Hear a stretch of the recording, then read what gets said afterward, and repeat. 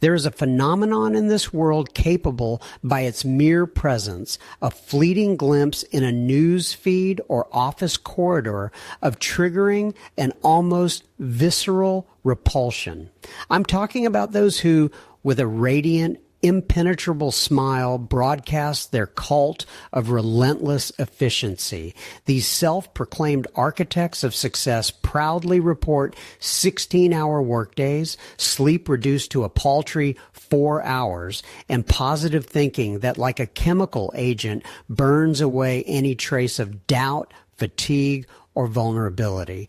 They are the living, breathing, eerily successful embodiments of what achievement-oriented society has elevated to an absolute. They exist in a sterile, polished reality where there's no room for slow contemplation, genuine despair, healthy aggression, or the simple human right to make mistakes. Their impeccable composure, their relentless, tireless optimism, it's not just irritating.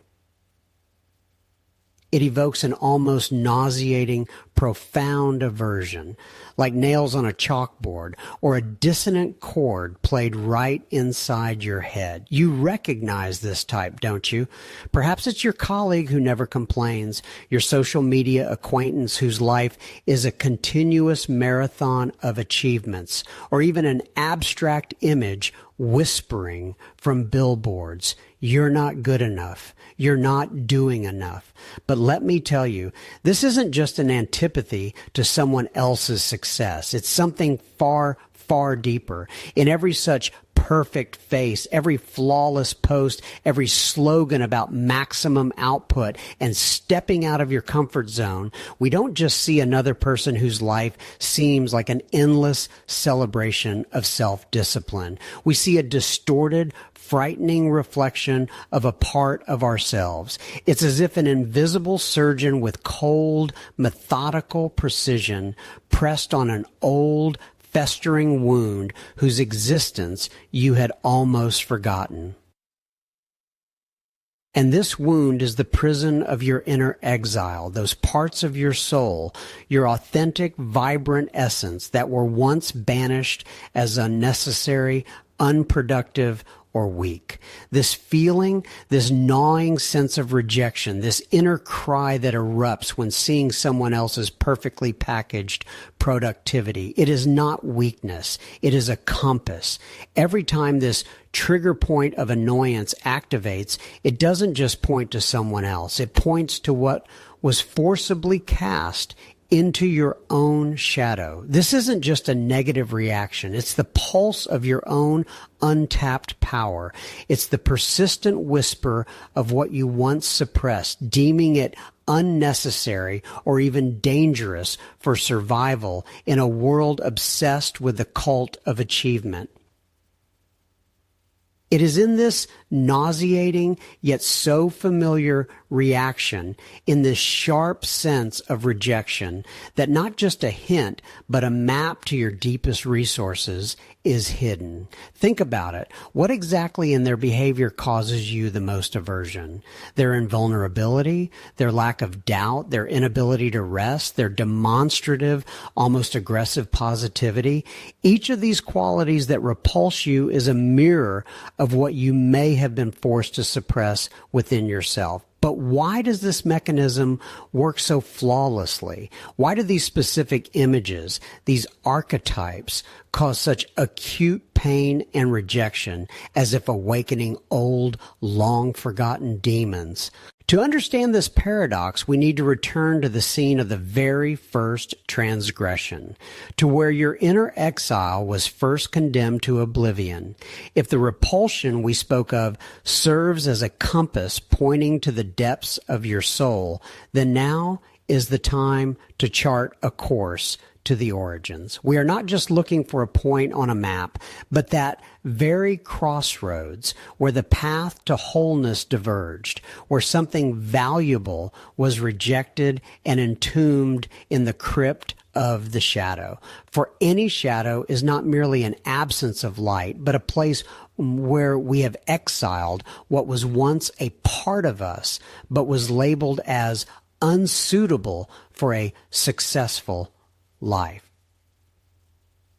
Remember, at what point in your life did you first learn that qualities seemingly inherent to a full, vibrant existence, the right to rest, vulnerability, doubt, slowness, healthy aggression, the right to make mistakes were bad, shameful, or dangerous? Was it not in your tender years, when the world still seemed boundless, but had already begun to establish its unspoken rules?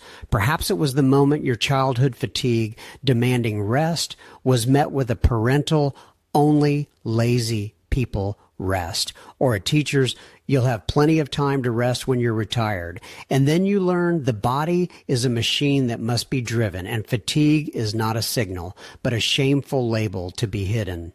Thus the right to a break, to slow down life's rhythm, was exiled into the shadow, giving way to the cult of relentless motion. Or perhaps you remember how your genuine display of vulnerability, tears after a fall, fear of the unknown, a timid plea for help, was met not with empathy, but with cold judgment. Be strong. Don't whine. Boys don't cry. Girls must be resilient.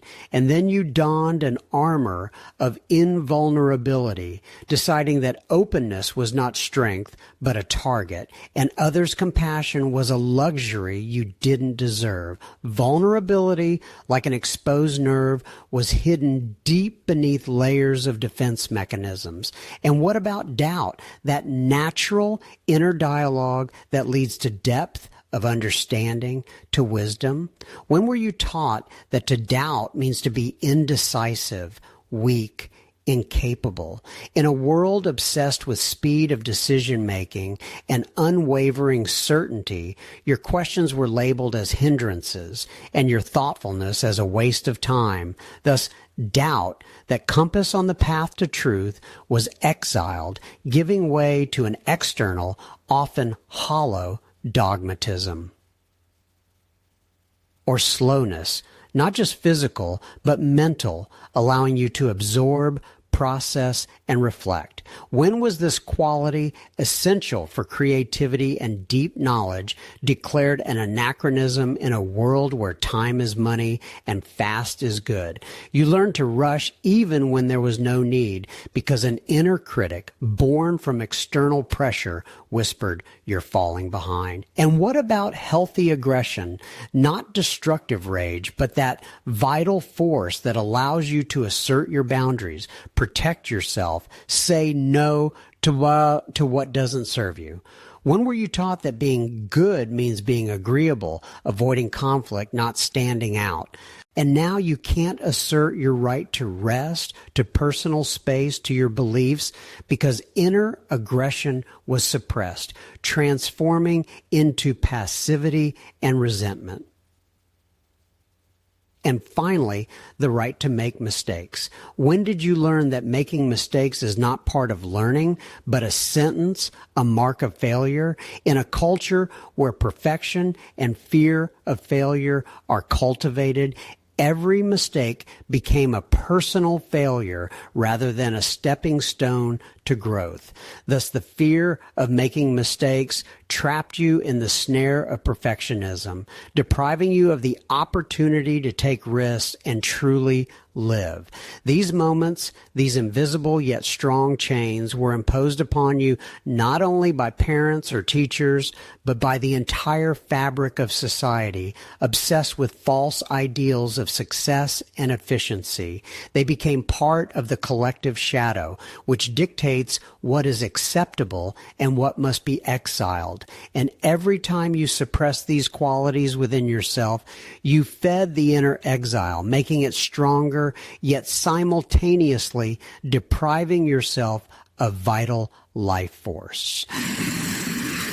This story of exile, though seemingly personal, in fact repeats ancient, universal patterns deeply rooted in human psyche and culture. It generates an invisible yet palpable, energetic trace that demands attention. We have already peered into the shifting sands of the inner exile, those parts of our soul that were rejected and driven deep into the subconscious because they seemed inappropriate, unproductive, or simply not right. Now it's time to understand how this mechanism of exile works and why it inevitably leads to a rebellion of the shadows. For the shadow is not just a dumping ground for undesirable traits.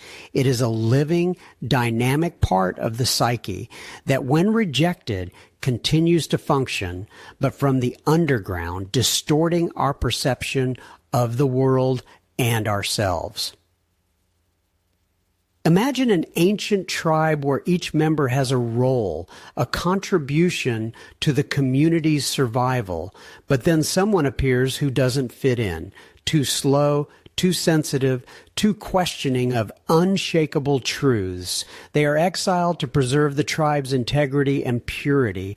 This is the archetypal image of exile from the tribe. But what is most striking is that this ritual occurs within ourselves every second. We are both the tribe and the exile, our conscious self, our ego ideal, obsessed with the cult of success and efficiency, exiles into the wild wastes of the unconscious, those aspects of ourselves that seem weak or disadvantageous, the right to rest, to make mistakes, to vulnerability, to slowness, to healthy aggression.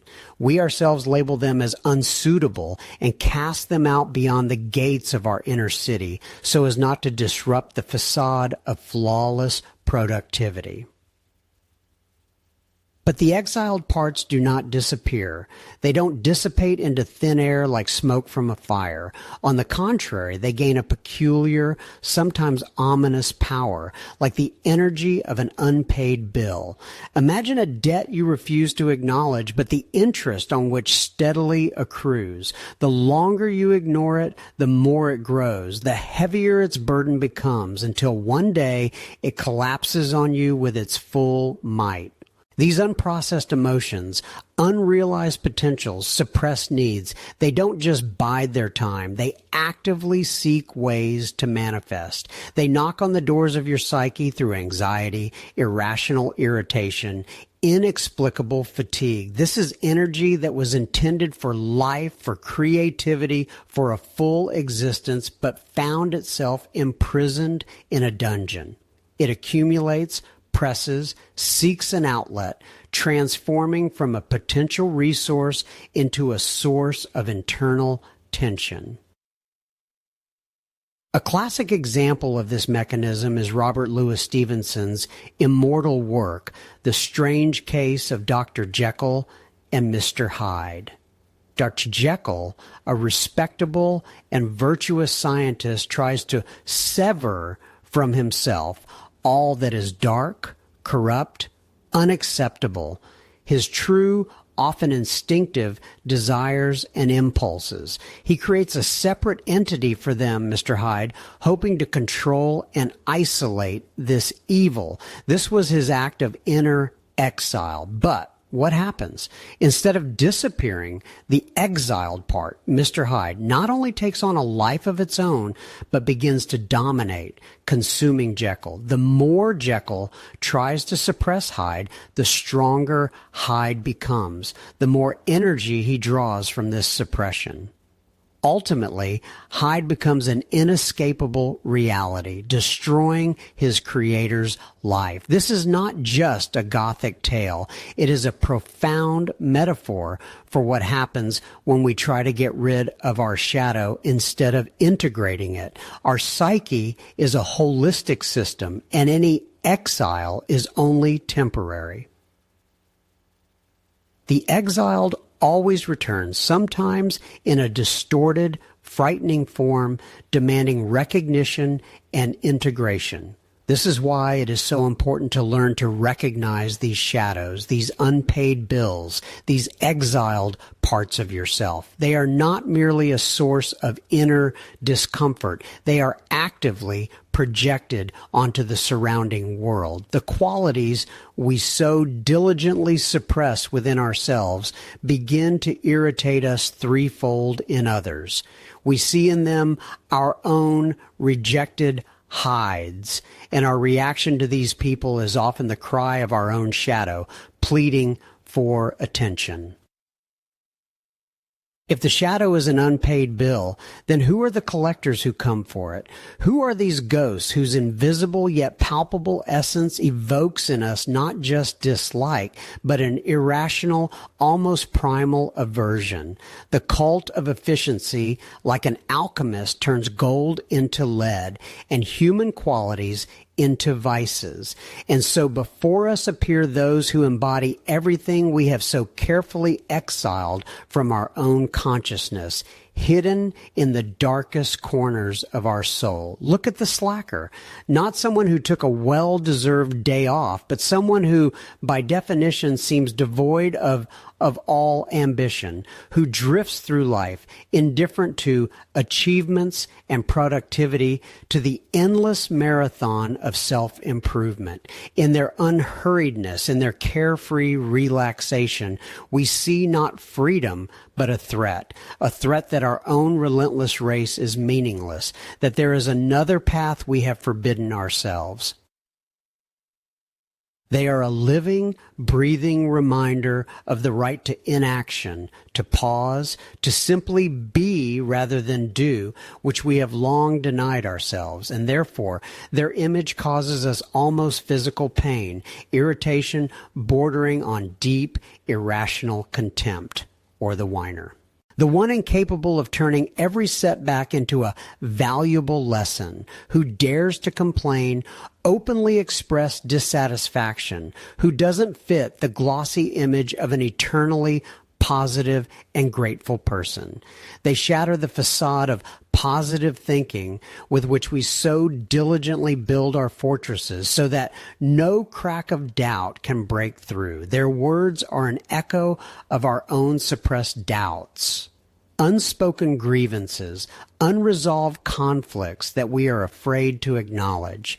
We hate them for daring to be vulnerable, to be imperfect, when we ourselves so desperately strive for flawlessness, for invulnerability, to always save face. But perhaps the most disturbing, the most repulsive image for us is that of the burnout. Not just tired, but broken, hollowed out, someone who was once the embodiment of an ideal, but has now become a living reproach. Their existence is not just a projection, it's a prophecy, an ominous premonition of what can happen to anyone who meekly follows the cult of speed and success. Remember Anna. She was a star, a corporate high flyer whose schedule was a work of art. Every minute accounted for, every project completed ahead of schedule, every presentation a triumph. Her smile was flawless, her energy inexhaustible, her resolve unwavering. She was the embodiment of the dream of a productivity superhuman, living proof that one could have it all. Colleagues admired her, superiors extolled her, but beneath this gloss, like cracks beneath a perfect glaze, emptiness was brewing, and deep within her soul, fatigue accumulated of which she couldn't speak. First came minor memory lapses, chronic insomnia, inexplicable bouts of anxiety, which she attributed to healthy stress, then apathy, which slowly but surely consumed her like quicksand. Her smile faded, her eyes dimmed, her ambitions dissolved into a sticky mire of indifference. Anna ceased to be efficient. She became the burnout. And then those very colleagues who had applauded her yesterday began to look away. In her dimmed gaze, they saw not someone else's tragedy, but their own possible future, their hidden fear of breaking under pressure. In her silence, the unspoken cry of their own soul for the right to rest, to weakness, to humanity. They whispered behind her back, she couldn't hack it. Weakling, she failed. These words were not so much a judgment of Anna as an incantation, an attempt to ward off disaster from themselves, to convince themselves that they were different, stronger, that they would never let such a thing happen. They projected onto her their own fear of vulnerability, their unspoken desire to stop, their need for rest, which they so diligently suppressed, considering it a sign of weakness. Thus, these shadows, these exiles, these demons of our collective unconscious, the slacker, the whiner, the burnout, are not merely random figures. They are beacons pointing to what has been exiled, what has been rejected. And in each of them, in each painful image lies not only a shadow, but also potential, a distorted form of incredible power, a right to which we once forfeited. We have spoken of the phantoms born from self-rejection, of those figures that evoke a profound aversion in us, for they, like a distorting mirror, reflect what we ourselves, under the influence of an achievement-oriented society, have imprisoned in the dungeon of our shadow. The slacker, the whiner, the burnout. They don't just irritate. They are messengers whose distorted images actually hold priceless treasures, our suppressed strengths, our forgotten rights, our rejected needs. Behind every demon that whispers to us of unproductivity and weakness stands a powerful resource that we have forbidden ourselves. Take, for example, the slacker, a figure that triggers a fit of righteous indignation in us, for they embody everything that seems to be the antithesis of success. But what if behind this mask of idleness lies not a vice but a sacred pause?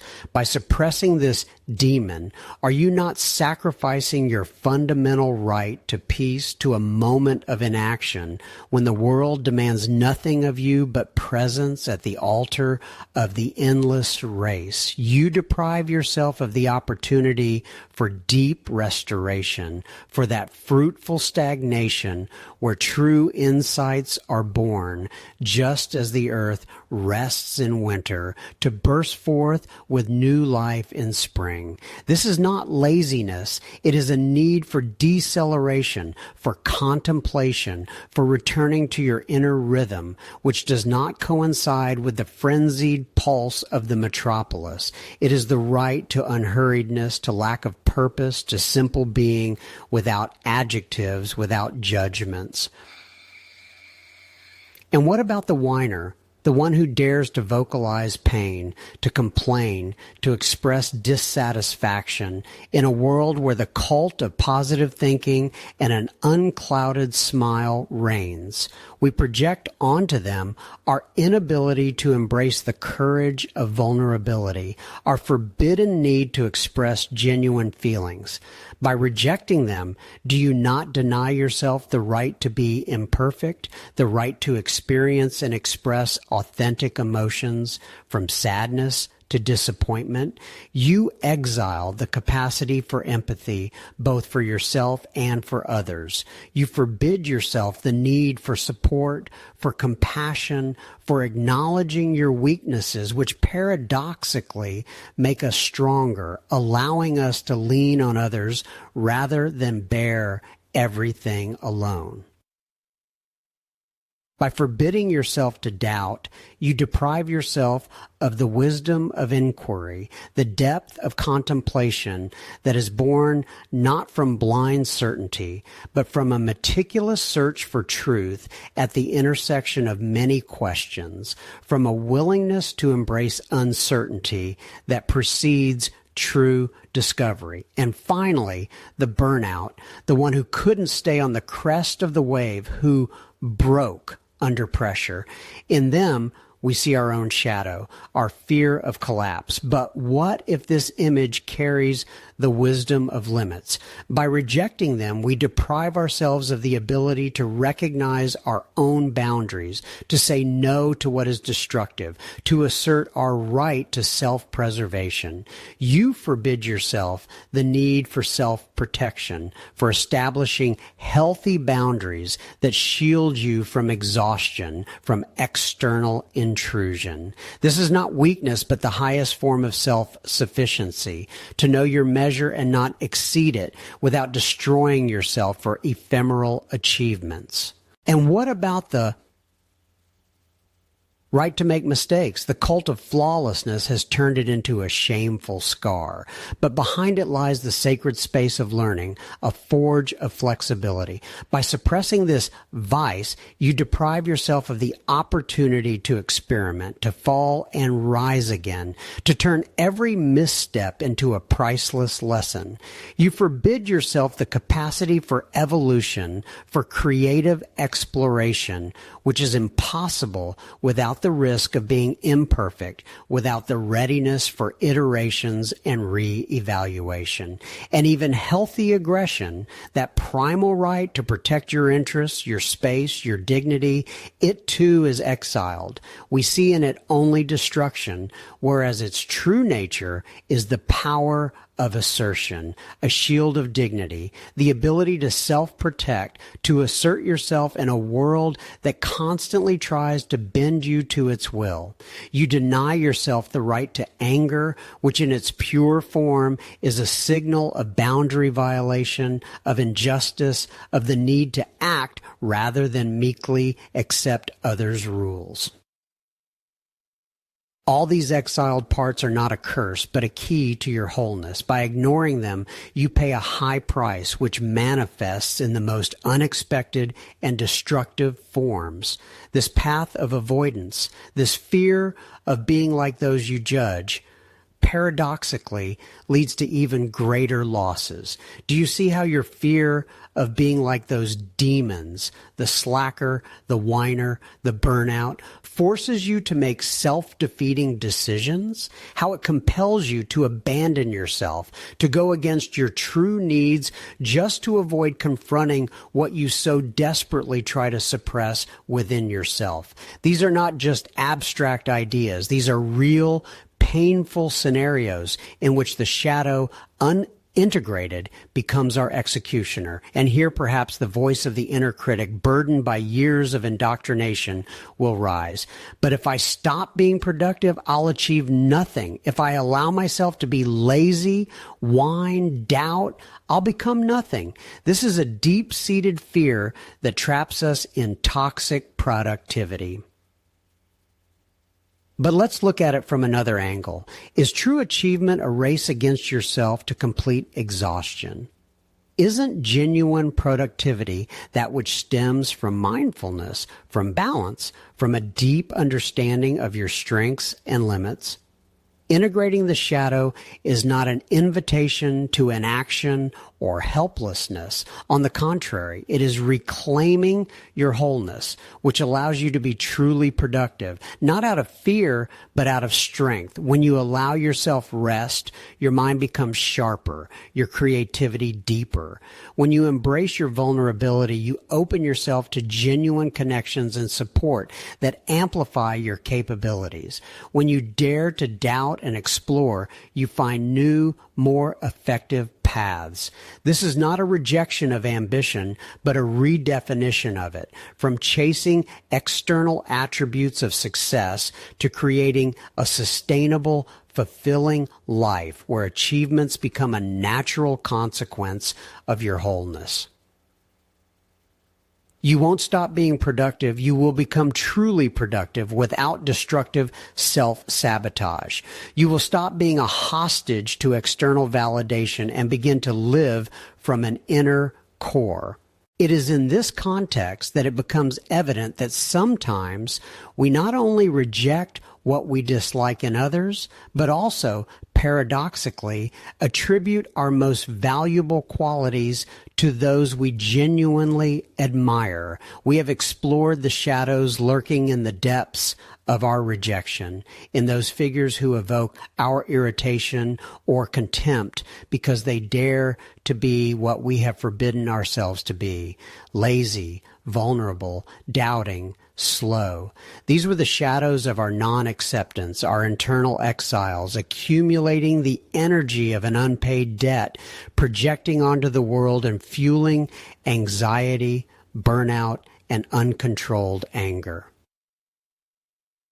But there is another shadow, more insidious, for it is hidden under the cloak of admiration rather than aversion. This is the so-called golden shadow. Imagine your consciousness as a radiant spotlight, and you direct its beam onto someone else because it seems to you that they possess the brilliance you so desperately lack. You see in this person the embodiment of strength that you are convinced is absent in yourself. This is not a projection of flaws. It is a projection of unrealized virtues. You admire their tireless nature, their ability to always be at their peak, their seemingly fearless self-confidence. You whisper to yourself, "I wish I could be like that," and in that whisper lies a trap. This act of admiration, if unconscious, becomes the most subtle sabotage of your own greatness. It fuels an endless race for someone else's ideal, making us run not towards our true goal, but towards the reflection of someone else's glory. We give away our crowns, our unclaimed treasures, convincing ourselves that these riches do not belong to us. We sincerely believe that the one we idolize for their productivity, their discipline, their ability to do it all, somehow possesses these qualities to an exceptional degree, while we are merely pale imitations, doomed to lag behind eternally. It is here, in this blind adoration, that toxic productivity finds its breeding ground. We chase not our own efficiency, but someone else's projection, someone else's myth. We don't allow ourselves to be vulnerable because our idol seems invincible. We deny ourselves rest because they never seem to tire. We don't listen to our doubts because their decisions seem unshakable. And so in a cycle, we exhaust ourselves trying to conform to an often illusory image instead of unfolding our own authentic potential. Think about it. Who is your unspoken idol in the world of achievement, efficiency, and productivity? Perhaps it's a successful entrepreneur whose schedule is packed minute by minute and who seems to live on coffee and enthusiasm. Or it's a blogger who projects an ideal life full of marathons and early mornings. Or perhaps it's someone in your circle who at first glance effortlessly handles all tasks, is always full of energy, and never complains. Now ask yourself a key, poignant question. What are your own talents, abilities, unrealized potentials, or inner resources that you have gifted to them, believing you don't possess them?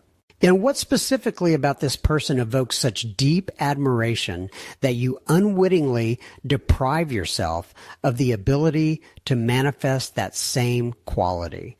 Perhaps you admire their courage to take risks while you yourself fear a step into the unknown, or their capacity for deep concentration when your mind constantly races, or their apparent ease in achieving goals while you struggle with every step. This does not mean that you lack these qualities. It means that you have displaced them into your golden shadow, projecting them onto another person and thereby deprived yourself of access to them. You have turned your hidden treasures into someone else's property. And every time you try to be like them, you only reinforce your inner deficit because you are acting from a position of absence, not from a position of possession. Awareness of this is only the first step, for true wholeness demands not only reconciliation with exiled demons, but also the reclaiming of the shining yet forgotten parts of ourselves, those we generously gifted to the world without acknowledging them as our own. This is the path to genuine strength, which doesn't require imitation, but is born from the depths of one's own being. We have navigated the labyrinths of the shadow, touched its cold walls, and felt the invisible pressure of our exiled parts. We have seen how the fear of the slacker, the complainer, or the burned out traps us in an endless race, forcing us to make disadvantageous decisions that lead to burnout and self-sabotage. We have realized how the brilliance of the golden shadow blinds us, depriving us of access to our own treasures and feeding and one endless pursuit of someone else's ideal. The unintegrated shadow, as we have seen, is like the energy of an unpaid debt that accumulates and manifests as anxiety, irrational irritation, and chronic fatigue. It whispers to us about invisible limits, the right to make mistakes, and the sacred pause we so desperately ignore. But knowledge is only the first step. True liberation, genuine wholeness, begins with action, with the conscious reclaiming of what has been rejected. It's time to rewrite the script, to break free from the captivity of imposed roles, to stop being fugitives from ourselves, from those we so fiercely condemn or those we so desperately idolize. Because true, unbreakable strength lies not in denial, but in accepting the full spectrum of our being. The new philosophy is as simple as a breath and as deep as an abyss. Reclaim the right to be imperfect, doubting, slow, vulnerable, and reclaim the right to our own unique power, that which we've grown accustomed to seeing only in others' triumphs. This is not weakness, it is wholeness. It is the courage to face oneself in full without masks or pretense. It is a return home to one's own soul where there is no place for exiles. Every internal exile, be it the right to a sacred pause, the courage of vulnerability, or the wisdom of limits, carries an inexhaustible source of resource waiting for its hour to be integrated. And here's a key, a simple yet profound tool that you can use right now. Let's call it the silent dialogue with the shadow. And find a quiet place where no one will disturb you, where the very air breathes peace. Close your eyes. Allow your inner gaze to see that part of you that you have exiled. Perhaps it's fatigue, which whispers about the need for rest, but was silenced by the cult of ceaseless efficiency. Or doubt, which tries to protect you from hasty decisions, but was suppressed by the demand for positive thinking. Or slowness, which strives for depth and meaningfulness, but was rejected in favor of insane speed. Look it in the eyes. What does it tell you? What name does it bear? Allow it to speak. Don't judge. Just listen. Feel its pain, its resentment, its need. Each of these exiled qualities is not an enemy but a messenger, bringing precious information about your true needs and resources. Allow this dialogue to be honest, even if painful. Fatigue might tell you how it tried to protect you from burnout, but you only pushed harder. Doubt might speak of unrealized dreams buried under layers of others' shoulds. Or slowness might reveal the secrets of deep contemplation that were sacrificed for the sake of insane speed. Receive this message, then extend your hand to it. Say, I see you. You are no longer an exile. You are a part of me. Your strength is needed. I give you a place in my life. You might want to record this dialogue to solidify it in reality. This is an act of recognition, the first step towards restoring wholeness. Embrace your internal exile, not as a weakness, but as a strength awaiting its return into the overall system. And of course, let's not forget the golden shadow, those shining qualities we project onto others, depriving ourselves of their light and fueling an endless race. Recall someone you sincerely admire. What quality in them ignites your inner fire? It might be their courage, their capacity for compassion, their creative spark, their inner freedom. Consider, what if this quality is not merely someone else's ideal, but your own dormant treasure? How could you manifest it in your daily life, even in small ways? Perhaps it's a small act of kindness you usually postpone, or a creative impulse you deem unproductive.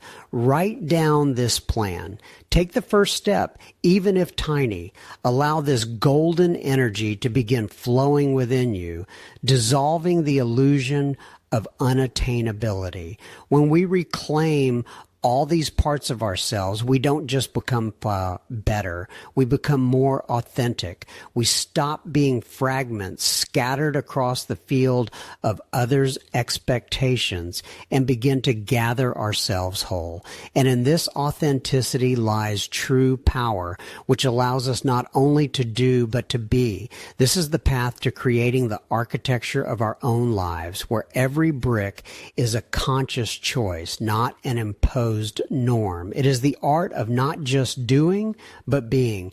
And when we learn this, when we reclaim the full extent of our nature, our path to true realization will gain new, uncharted dimensions, where inner harmony becomes the source of external strength, not its victim. This is just the beginning of a journey that leads to understanding how our inner wholeness transforms our outer world and our relationships with it.